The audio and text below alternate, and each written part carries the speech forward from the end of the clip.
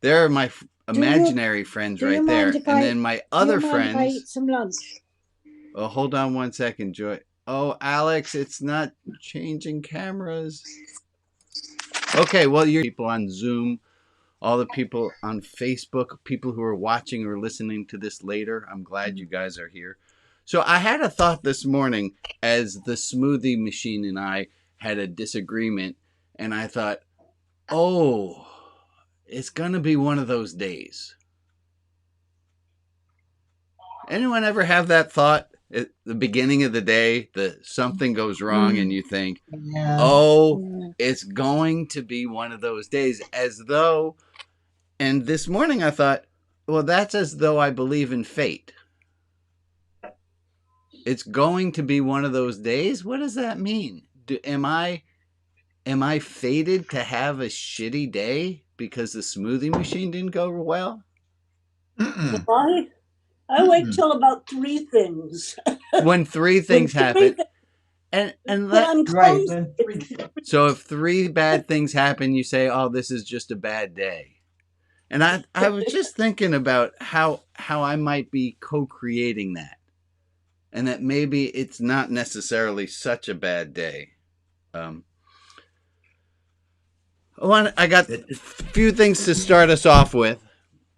One, if you took a pile of rats, or I don't know, however you group rats, if you were to take a group of rats and put them under stress since Donald Trump was elected, let's say, just hypothetically, and you started giving these rats a little extra stress every day since then, what would you think the rats' mental health would be about now? They would be dead. Like ours? Yeah, I think it would be like ours. They would, right? We would expect these rats to be tweaking a little bit. And here's going to be my analogy in case you want me to put it all the way through. We are those rats, and we have to be compassionate. We've all been under stress. Show of hands, who's been under stress in the last, 6 years? Right? It's tiring. And it's good to forgive ourselves some. I can't if you go on my Facebook feed, you'll see in my Instagram or TikTok. It's not on TikTok. Facebook or Instagram. You'll see a great heart and brain cartoon, and it shows how we're carrying such a burden that when something really small happens, it can set us off. Yes, Mr. Bob. I think rats are survivors. I don't know it. I think sometimes it's pretty hard to get rid of them. Yeah, I like that. Let's push the analogy a little further. We are those rats, and we're hard to get rid of. And we are survivors. I love that. I like that. Thank you for sharing. And let me thank all of you who are on screen for sharing. This is how we make a community, is by having people who are willing to share. But in order to share, you have to be vulnerable. And show of hands, how many of you really super want to be vulnerable right this minute? Just Aaron and Amy. Good. A few. Just 2, 3. That's great. Yeah. But it's scary. Me too. It's scary too. Okay, I have some homework for us. Already?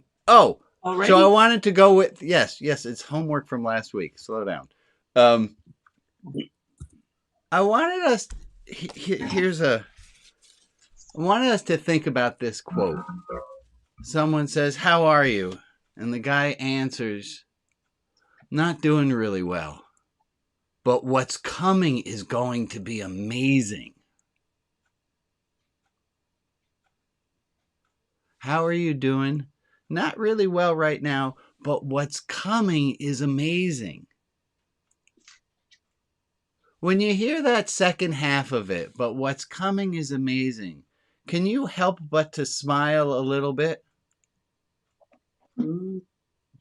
Can I hear you all say, how are things? Oh, things are okay, but what's coming is amazing. Can I hear you all say, things are okay, but what's coming is amazing? And I want to hear how you say that. So let's all say at the count of three. We'll go with, things are okay. Say that. Okay. Things are okay. Oh, what's coming is amazing. Coming will be amazing. Coming is amazing. You Super feel that? amazing. How many of you feel that? Yeah. You can feel a little. Nothing. I was hoping for at least 2-3 people because. Yeah. I question the word amazing. Okay. What's the matter, Bernie? It can be good or bad, amazing. Okay. So there's a word that I just learned about. It's called agathism. Okay. Somebody look it up and post it. But here's the basis of agathism, like Agatha Christie. Agathism is, it's not optimism, which is saying, it's not saying that everything is going to work. It's not saying everything is the best as it is right now. Not pessimism. It's not optimism. It's agathism is this idea that things are tending towards the good and things are tending to work out. So maybe what's coming it is amazing. Maybe it's amazing good. It could be bad. I don't know. What is it, sweetheart? Let me add in. Oh, I have a note here for myself. I know I do like to have people unmuted on the call. If you get really bothered by the sound that other people make, send a message or something. I would love to give you the ability to mute people. If you have like superhuman hearing and other people, it bothers you some, put a note in the chat and we'll give you the power to mute people so that you can do that on your behalf and everyone else. And if you can just deal with the occasional, there's a little sound on the line, let's go with that. So what's coming is amazing. That's goes to what I started with about how it's going to be a bad day. It's going to be a good day. And the basis of this is this real religious question. Do we get to choose? I mean, we don't get to choose all of it. We have brain chemistry. We have hormones. We have emotions. But don't we get to choose some? I think we get to choose some. And if we get to choose some, here's the homework. I'm just taking a moment to take a look at everyone. So, hi, everyone. Here's the homework. Oh, wait, stop, snap. I have to thank Hugh. Hugh ran the service last week, or let the service run through him last week, because he doesn't want to take credit for his part of it, his humbleness. It was beautiful. It was just so beautiful. The service was grand, and I got to watch it. It was my niece's bat mitzvah, which was East Coast time, so I got to watch a whole bunch of what you did, Hugh, and then I went back and watched the beginning again. But I also loved how well everyone just was like, oh, Hugh's leading it, cool. And it just went along, and I had a little special extra pride in how everyone, like, nobody was freaked out. Oh, Rabbi Brian's not here. Let's throw paper airplanes. So thank you all. Oh, so here was some homework, and I put it in the video. I put it in the video, and the homework I didn't explain well enough. It goes like this. In the next week, if you hear someone laughing, hear someone laughing, would you endeavor to laugh along with them? So in the next week, when you hear somebody laughing, can you see if you can't find it in yourself to laugh along with them? And I got to try this homework last week because I had come up with it, and there was this moment, and I've been trying to lean into laughing, and this comes from what's his name? Jerry Seinfeld was talking to Ricky Gervais. I was watching a Comedians in Cars Getting Coffee. And Jerry Seinfeld and Ricky Gervais were talking about, what do you do when somebody tells you a joke and it's just not funny? And Ricky Gervais said, he laughs along. And Seinfeld, who's really a purist, said, well, if you were a heart surgeon, you wouldn't have someone do heart surgery on you. I'm a professional comedian. Why are they coming up and telling me horrible jokes? And Ricky Gervais says, well, I'm going to laugh anyhow because it makes them happy. And Seinfeld said, well, don't do that because it's encouraging bad humor. It was a delightful little exchange. But I thought at the end of the day, Ricky Gervais laughs more. He laughs more. And if I give you the homework assignment to laugh when you hear someone laughing, there's a chance you're going to laugh a little more between now and next week. Now, here's my beloved daughter, hi Annie, is on the screen. We had an incident where we had gotten Martinelli's sparkling apple cider. We're living high on the hog. And Annie opens it and it explodes. You know, that kind of thing happens. It just bubbles and all over the table. And it starts dripping down off of the table onto the floor. And Annie just starts laughing because it's funny if you're not 52 years old. And I was tense, and she's laughing, and she's leaning over the underside of the table trying to catch drops of the apple juice before they hit the floor. And I, of course, scold her. Smart. Because I was getting why aren't you getting the cleaning products? And I thought about, right in that moment, I hit, well, how about that homework, Einstein?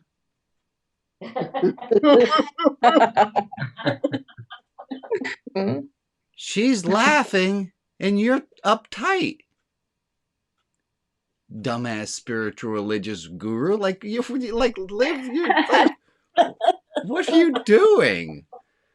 It's a good idea. So do you hear somebody laughing right now? Yes. Can you endeavor to laugh along? Can you move that dial on yourself just a little bit further towards laughing? Yeah. Right? Yeah. Yes, Alma, you have something to say, my friend? Yeah, about laughing. Go. My husband was diagnosed with terminal lung cancer. The first thing he said to me, after the specialist had told us, was, well, we're not going to stop laughing. And we didn't. Yeah. Good. That's great. I like that. Oh. Never stop laughing. It's hard. It's hard. We still laugh. Yeah. Even though we cried a lot as well. We definitely would do both. We'd do both. So so we have that homework. I want to shift our attention for a moment to those who are having a hard time and those who need some extra prayers. And as always, our friend Joe is going to read a list of names that we have. And if you'd like to add in a name at the end to do so, go ahead, Joe. Good morning. Good morning. Frida, Rita, April, Margaret, Carol, Francis, Amy, Mark, Michelle, Alex W, Omid, and I just found out there's a volcano that erupted in the Pacific, so I don't know how that's going to affect the West Coast. People of Tonga. Yeah. And then rest in peace, Betty White and Bob Saget. Well, let's take a minute on my clock. When it gets to 8:16 and 30 seconds, we'll take 1 minute of silence for prayer.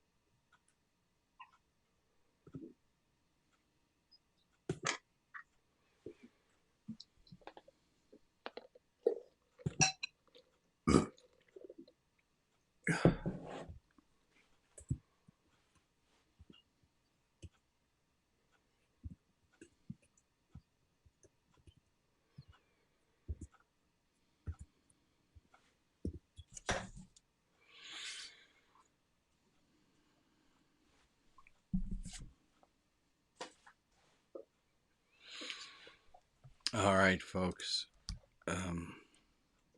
Thank you for that moment. I wanted to bring up a topic, and let's see how this goes.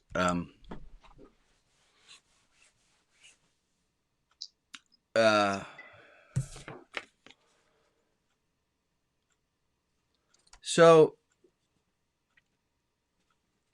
I emailed last week, and I said we're going to have a gathering of the beloved community.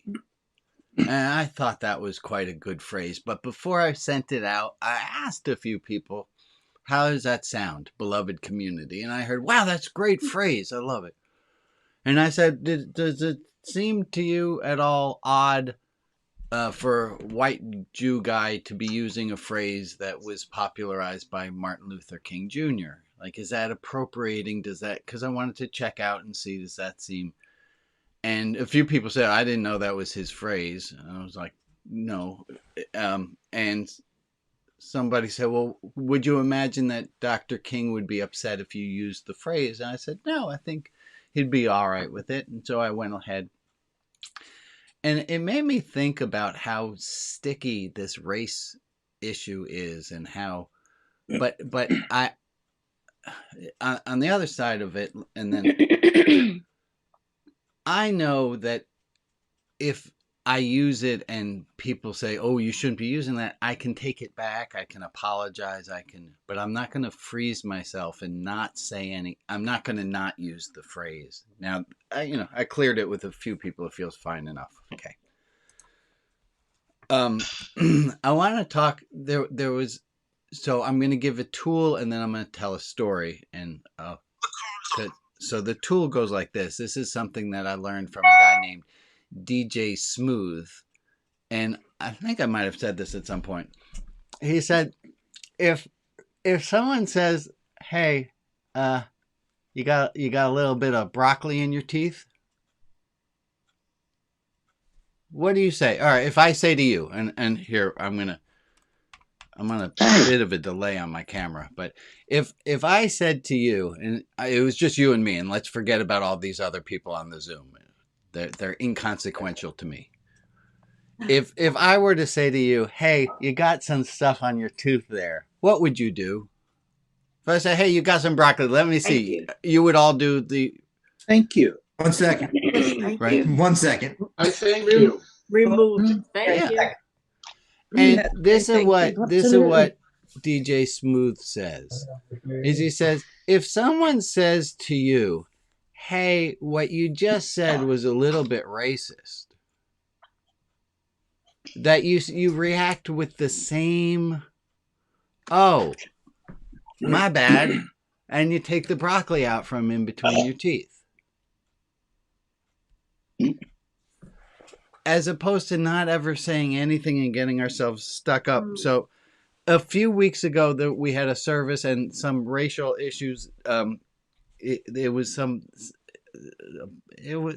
stuff that was there, and it got brought up, and I thought it got brought up pretty well. And I wanted to share a story because I did overhear somebody's comment, and who said it doesn't matter. It was just, there was some comment that was said of, oh, I don't see color. And I wish at the time I had stood up as a white guy and said, you got a little broccoli in your teeth. I wish when I heard someone say the phrase, I don't see color, I wish I had said, that's a little bit of a off comment, and I'll tell you when I learned that. And I learned it because I was talking with an African American friend, and I made a joke, and I said, oh, but I don't see color. And my African American friend said, oh, does that mean I'm invisible? Do you not see a huge part of my life? Is it that unimportant to you? Because it's really important to me. Oh. When I get to the kids. Rabbi, I'm sorry to interrupt. Yeah. Speaking of broccoli, the Facebook people are instant messaging me saying that your live stream isn't working right now. Oh. Oops. Oops. Thank you. Okay. Sorry. I'm sorry. For all of you who like to give kudos to the collective unconscious for how beautifully it works, this would be a good time to give it a standing ovation.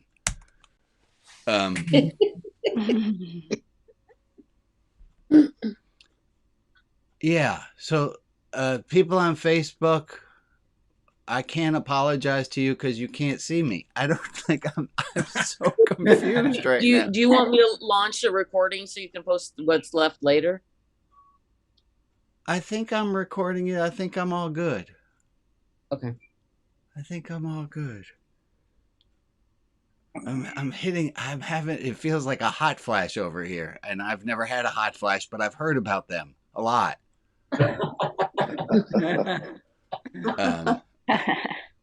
I hear it's no fun. Yeah. It doesn't look like fun. So I have notes, so I can go back to my notes. My notes say, smooth broccoli, beloved community, don't see color. I think I was just about wrapping up to that point. Yeah. Oh, yeah. So let me just reiterate it. If someone calls you out and says, hey, you just did something racist, see if you can't react with the broccoli of like, oh, I had some broccoli between my teeth. It was just a thing that happened. And then fix it. You know, you don't want to be hearing that too much. And if you hear that was the point, the last piece that I'm not sure I really hit. If you hear something, I'm going to give an example. Is my friend Jess here? Hi, Jess. I'm here. If somebody misgenders my friend Jess, I'm going to call that person out. I'm going to say, oh, Jess uses they, them pronouns. Thank and you. I'm going to call that out before Jess does, hopefully. Why? Why am I going to call that out before Jess does? Because if I'm Jess, I'm dealing with that shit all the time.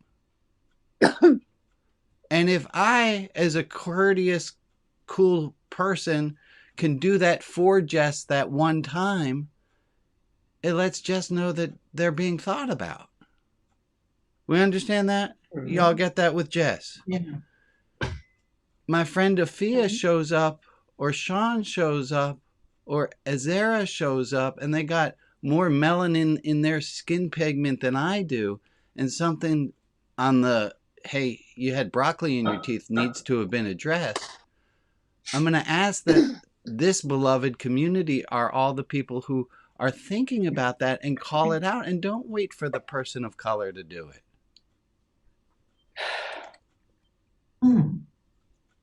Amen. Amen. Yeah. Can I get a we'll try to do that? Oh. Yeah. Amen. Try to do that. Yeah. And thank you, Jess. I didn't ask you ahead of time. I sometimes do party fouls with introverts. I'm grateful and thank you. Yeah. Again.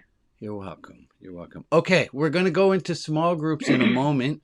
But I wanted to try a new segment called Do You Have a Reflection on Monday's Newsletter? Monday's newsletter was about comparison, about comparing yourself to others. And it had that great quote at the end that the you in the past is immensely proud of who you are now. And maybe we'll make it not homework, but something that comes up next week. It's a segment called Reflection on Monday's Newsletter. Does somebody have something about Monday's newsletter that they really feel burning to share? Okay. No? Okay, good. We did a thing. I'm going to... Hold on. Oh, I want to tell you guys. Book news. So I'm still working with the literary agent. I feel like you can follow this book as it evolves. I talked with her yesterday. We were supposed to talk Monday. We accidentally wound up talking yesterday. I did well on my third assignment, which is the one that I had submitted to her previously. And then she just gave me assignment number 4. Assignment 3 was a thing called Why This Book, Why Now? And assignment 4 is the first chapter of the book. So I will see you in 12,000 words after I submit that. You'll get your next update. Oh. What was I going to do? I was going to do before small groups. I had something I was going to do before small groups, and that's why I told you about the book. Community member spotlight. Oh, we could do that. Let's do that little announcement. Thank you. So we have a new feature. Hold on. Get really excited. Here comes the new feature. She's sure can't remember the rest of the person. On the Religion Outside the Box Clubhouse page. Here it comes. Here it comes. There it is. There's the Religion Outside the Box Clubhouse page, and you see right now the Saturday service is going. But if you look at any other page on the Saturday in the Clubhouse, you'll see things like this. We have a member spotlight. Wait, it's coming. I don't know what is going on with my computer. There's Emily. So we have a member spotlight, and Jess and Ann, I want to thank them for putting that together. That every 2 weeks we're spotlighting another member. And if you want to find out more about Emily, now you can. And Alex, can you make sure the link to the Clubhouse is in there? And then also, I already posted it. Thank you. Our friend James, his book is out right now. Just got released, called Profiles in Rehabilitation. It's all essays written by different men in prison. And if my computer were working, I'd be able to read you the subtitle. There it is. There it comes. It's called The Experiences That Changed Prisoners' Lives and the Book That Can Change Yours. So if you would like to get your hands on a copy of this book, you can do so. Ow. Go back to that. On Friday nights in my house. Please hold. There we are. On Friday nights in my house, we do the same few things every week. And when I say every week, that means probably 3 weeks a month. We light candles. We say the traditional blessing. We do a blessing over a beverage of some type. Last night it was a delicious scotch. The kids don't get to drink that. And then we do a blessing over the challah. I make a delicious challah every week, most weeks. And then we do some variation of what I like about you. And we tell the people around the table what we like about them. Well, last night I came up with a different prompt. And I'm going to ask you guys to go into small groups in a moment. And here was the prompt that we did. And you don't have to share. You don't have to do this. But I'd love you to challenge yourself to try it. I'd like you in the small group to say, so how we did it was, here is one thing I want you to be proud of me for. One thing I'd like you to know that I'd like you to be proud of me for. So last night at the table, as we do, because the rule at the table is whoever comes up with the question has to answer it first. So I answered it first. I said, and I said to my family, I want you to be proud that what I write is read by thousands of people. And they made some acknowledgement. Oh, yeah, that's cool. Yay. And then went over to Annie's turn, and I'm not going to tell what Annie said because that's hers to share. And then Jane, and then Emmett, and we talked one thing that we are proud of. We wanted other people to be proud of. So I'm going to ask you to try this prompt. show of hands on a scale of hand at the top of the screen, meaning I'm totally in, let's do this now. Hand at the bottom of the screen saying I'm seriously considering logging off at this moment. Where are you? Let me see where your hands are at. Okay, most of them are not. Most of them are visible, which is good. So that means it's above the bottom of the screen. So Alex, if you would open up rooms of 7 people, we're going to go into rooms of 7, and whoever wants to share first, you're going to say one thing I'd like you to be proud of me for is, and then give that person a little bit of auditory feedback. Let them know that you heard them, and then somebody else go. What is that? Rooms of 7 will take 7 minutes. And let's see how that goes. If you don't want to go anywhere, if you're on the phone, you're going to get transferred automatically. If you don't want to go anywhere, you can sit this out, and let's. There we all go.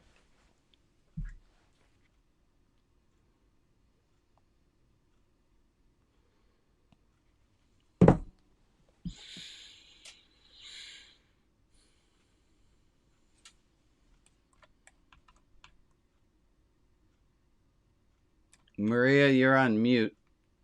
I know. I realize that. Alex, I missed which room I'm supposed to go to. I don't know. It popped up and then it disappeared. I think if you just click on the bottom where it says breakout rooms, it'll take you there. Did it not find you, Maria? Well, it popped up and I didn't join quickly enough. Okay, so hold on. I can find you. Yeah, you're supposed to be in room 3. Okay, I can get her there. I can do it. That's okay. Okay. Oh no, it says you're there. That's weird. Anyone else meaning to be elsewhere than they are? I think the iPad people are the only ones that absolutely have to have that link to click on. Otherwise, because if you're on a computer, you can go later, but the iPads are not as easily to move around between rooms. Okay. Hi, Rose. Hi, Linda. Hey, Nikki and Jim. And hi there. Emily seems to have stepped I'm away. still here, but I had to sit out because I'm not feeling well. Is that Anne? Yeah. Okay. We can't see you, but I know your voice. Yeah, I know. I have to look away from the screen when when you've got 36 across it triggers something in me, so I have to look away. So my success. So apologies, I'm just listening. My success is detrimental to your health. In this one very peculiar instance. Yeah. Good. Okay, well, folks, we have another 4 minutes and such as available, which is always the fun part, because this is the group who self-selected that they didn't really want to share, and then here they all are.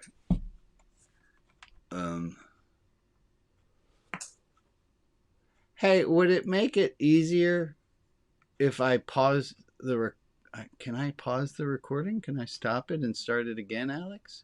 But then I'd have 2 videos, not one. Yeah, you'd have 2 videos you'd have to splice together. But yeah, I did confirm that the Facebook is not streaming. So we are not. You got about I don't know 2 or 3 minutes of it, and then it cut off. So I got somebody who said hi to me on Facebook.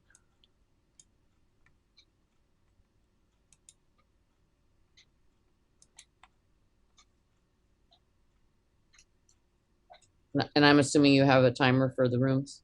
I have just a okay. Clock. Yeah.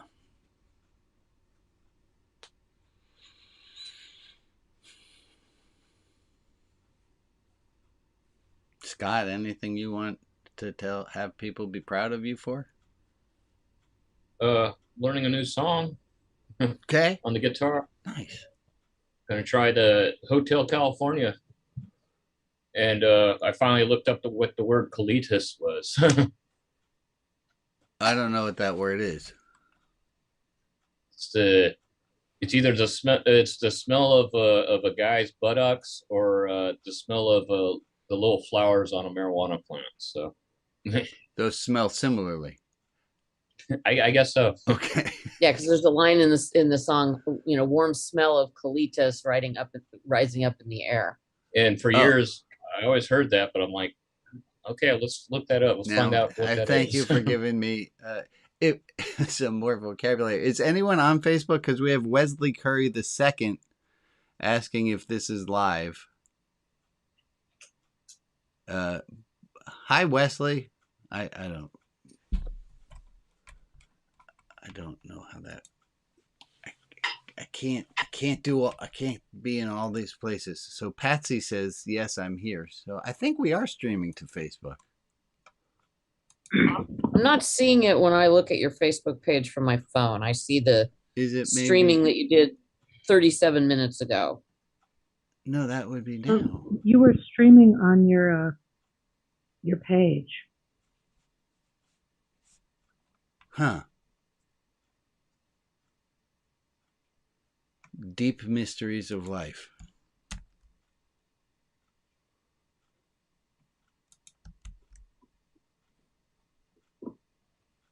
All right, so while we still have 2 minutes, I'm going to see.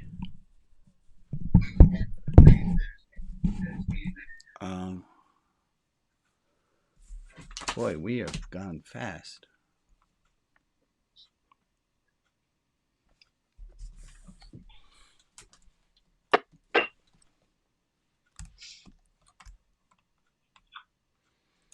Yeah, it looks like 7 people. Patsy says hi. Wesley says hi. So it is streaming to somewhere.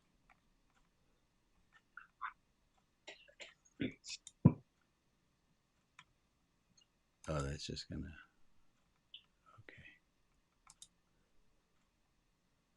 Okay. You are streaming to your website. Because I was on it. Oh, that's yeah. That makes sense. Yeah, I think the streaming is just not going to Facebook for some reason. I think Wesley is typing live, and if I remember, Wesley is going to be telling us about the importance of Jesus as the Messiah. Same guy. Oh, and Juan says hi. Hi, my friend. Okay, Alex, hit the stop button on the recordings on the group. Well, let's see how that went.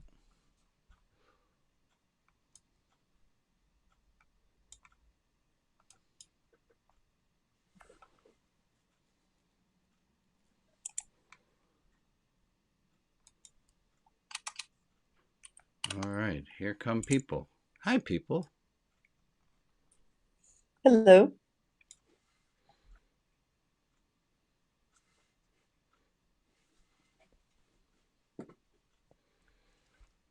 Okay.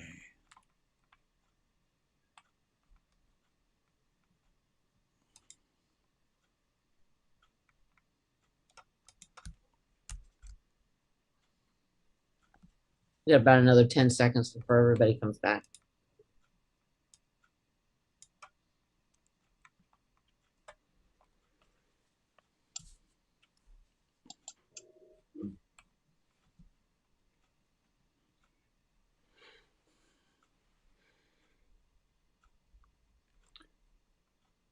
Rags, are you coming to us with a collar? I have a funeral today, Oh, I'm sorry to hear. so I didn't want to get dressed for this and then get dressed again right after that.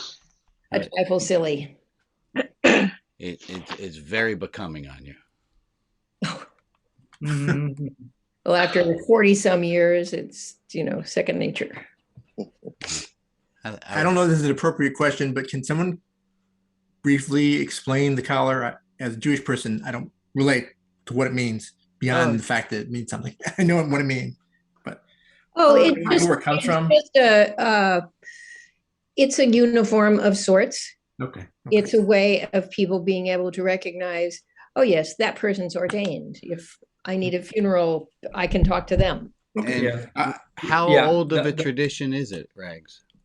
Okay, the idea here is that ordained people, Christians, they're supposed to put on the yoke of Christ and the gospel, and everything that they are supposed to utter should be becoming of that. So that is the idea. We're yoked to Christ. I mean, no one ever explained that to me, and I never found a way to ask that question. So I feel stupid. Oh, no. No. No, not at all. No, not at all. People in grocery stores ask me, why are you wearing that? You know, it's totally normal, fine, not a problem. Yeah, it's interesting because in a sense, it's a way of opening doors for people to ask. Yes. Same thing with the Jewish people with the yarmulkes. Oh, you're wearing what? Are you a rabbi? So it's just about the same thing. Okay. Yeah, and it's a kind of accessibility. One of my Jesuit friends was explaining that and explaining why he felt very liberated when the Pope, way back then, this is when I was in seminary in the 70s, told them they didn't have to be in their collar every time they were in public. And he liked being able to get on the bus without his collar on and be able to be not available to everyone. Oh, interesting. I thought it had like a symbolism beyond the white and the black. I don't know. I mean, I could. Well, this is a story. As long as I heard it. First of all, Roman Catholic priests weren't the first wearing a collar. The first person who wore a collar in Europe was a Presbyterian. And what happened was that he was going to visit somebody. And at that time, people used to wear the collar, but it was the other way around because the things in the shirts wouldn't stand out. You know? But this Presbyterian minister was visiting people and he wanted to use some sort of a uniform. What he did is that the collar, which had a button right in front, he turned it the other way around, so it looked like a uniform, and that's how the clerical collar was born. And that's why they talk about us as being the people who wear their collars backward. Yes, exactly. Most people don't know what, but we do. The button is in the back. It's in the back. Yes. Well, I think this has been a fascinating Mine guide. is the collar. It's a white turtleneck. Good. So let me ask a question. Thank you, Aaron, for asking. I mean, how else do we get? This is a talit, by the way. It's Jewish ritual gear. Brian knows. Everyone else probably doesn't. Oh, thank you. Actually, I knew that, and I've been appreciating that you're wearing it. Yes. It's tie-dye. Tie-dye. So, Aaron, I used to take it off for this. Hold on, I saw Jeff was wearing one. Aaron, can you tell people? So I thought I'd put mine on to show we're on the same page on that. Anyways, cool. Can you, Aaron? I found that when I went back to church, and I was working as a social worker at the same time, all I needed was to have my cross on to start conversations in the office that they would never started before. And that can be just as nearly as much of a uniform if people see my cross. Of course, when you're out, you've generally got a coat on. But, a lot of people have taken one look at it and started conversations. Yeah. I used to have that same experience before I was ordained, just wearing things like this Madonna. Yeah. Well, thank you guys all for sharing and for asking. And I mean, how else do we learn unless we admit that we don't know something? So, Aaron, thank you for starting with a question so that we can all learn some more. I appreciate that. Tell me, Rabbi Brian, thank you for making this a space where people can do that. Yeah. You are. I have a story that when back in the 60s, when I was in the religious order of the Capuchin Franciscans, after a simple profession, we moved to a different place, and our parents were allowed to help us drive us there. And a friend of mine was driving, and that we had beards, and that was back in the days of the the hippies and whatever else they were called. But that as he was driving, pulled up to a stoplight, that there were a couple of girls in the car next to him that were laughing at him and calling him a hippie or a beatnik, or I guess it was beatnik, until he turned around and they saw the Roman collar on him. And they said, oh, sorry, Father, sorry, Father.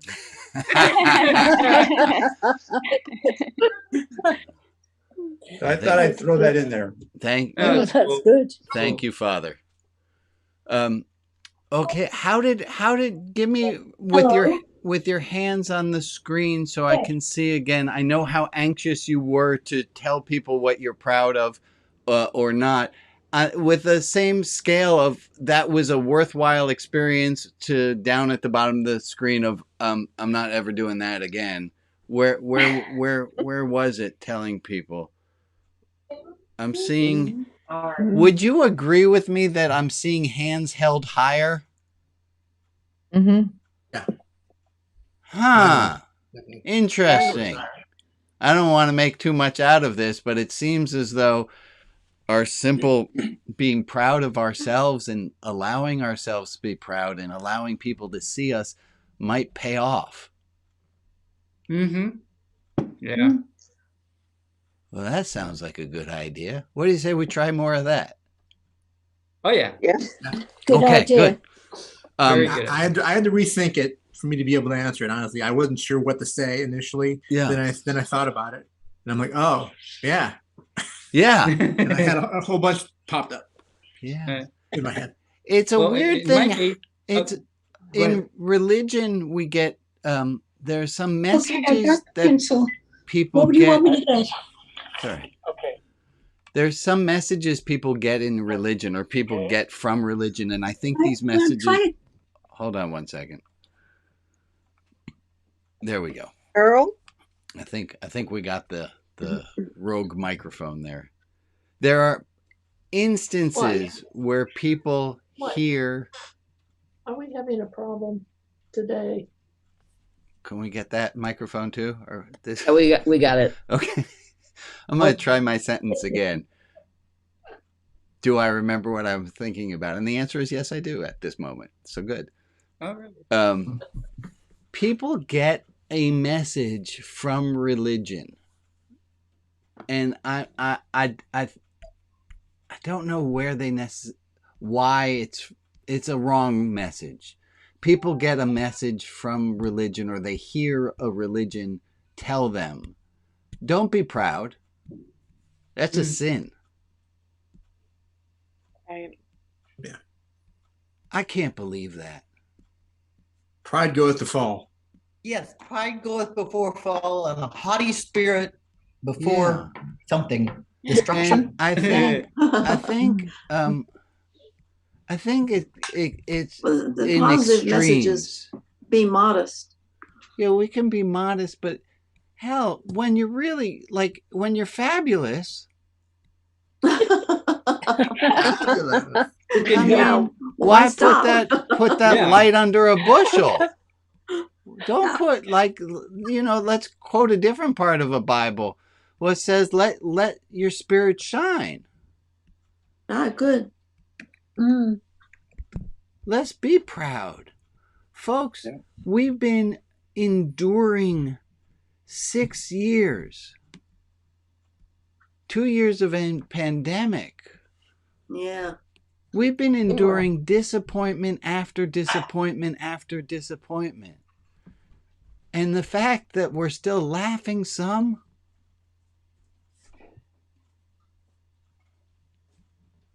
it's reason to be proud. Mm-hmm.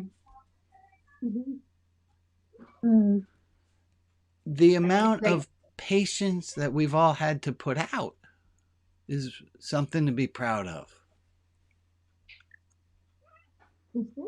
Shmuley has something. Yes, Shmuley. Yeah, and it is exactly what I share in the group today.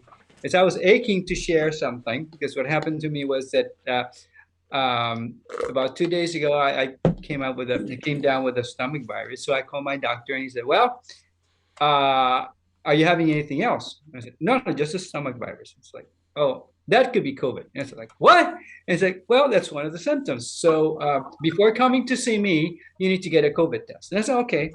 So I was supposed to get the COVID test today. And right when I was there, I got a call from my dentist, who was supposed to put me a crown in one of my molars, and that was supposed to be in December, and nothing had happened. I didn't receive a call or anything. And out of the blue, she calls me and she says, "Oh, we need to see you now, or we're gonna have to see you the 21st." And I said, "Okay, see me today." So instead of going to the lab, I went to the dentist, got my molar on. Then when I went back, the lab was closed. I went to 2 more. They were closed. And I said, bag it. I'm going home. I got to go to my tribe. I have to share. So when this tell us what you're proud of, I said, well, I'm very proud because amongst all that, I had to be patient. I mean, I could have burst right there in anger, and I didn't. Yeah. Good job, Shmuley. Congrats. Thank you. Yeah. I am pissed off, but I didn't burst out of it. So let me ask everyone else. Your tooth. So hold on, Shmuley, Yeah. take in that everyone here hears you. That's a cool thing. How many of us, if I'm gonna give out raffle tickets to the. How many of you held your shit together instead of hurting someone in the last week?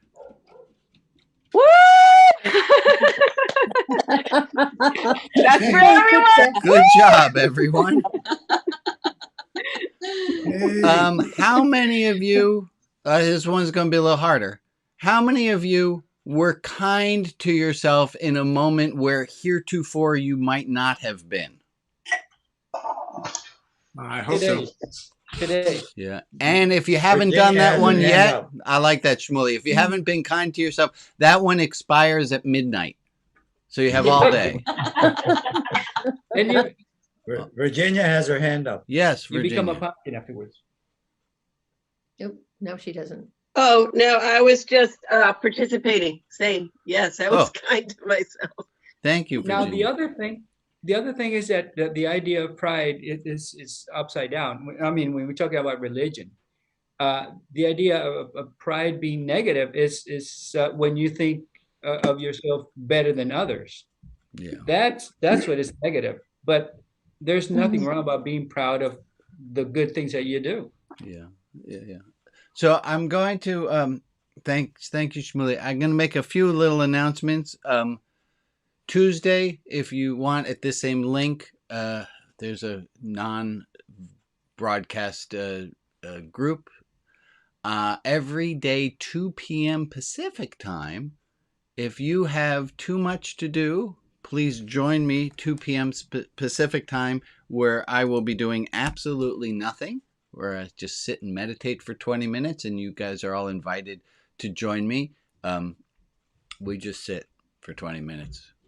And if you really want to screw up your Facebook algorithm, have it watch me doing nothing for 20 minutes, and you will start getting the most bizarre ads ever, because there's no content. Other announcements, please stick around from the next hour.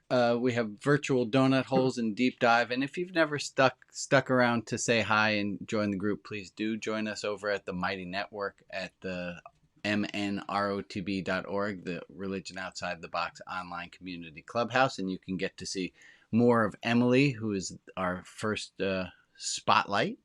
Thank you to Alex. Thank you for doing tech. I'm gonna be, guys. Here's proof that I'm evolving and changing. There's still like 3.5 minutes until 9 o'clock, but I'm done. I know. I'm kind of proud of myself too. Well played. So if you would turn your camera, turn towards each other, do a wave and a goodbye. Thank you guys for joining me. I'll see you in a week. Bye-bye. Bye. Bye.